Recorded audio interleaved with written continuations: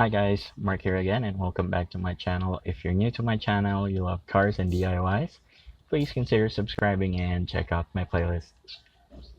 Alright guys, this is actually connected to the last two videos that I uploaded. The one cleaning the, or make it three videos that I uploaded. The product review and cleaning of the interior, the protectant usage on your interior, the insulation for your roof. So this is actually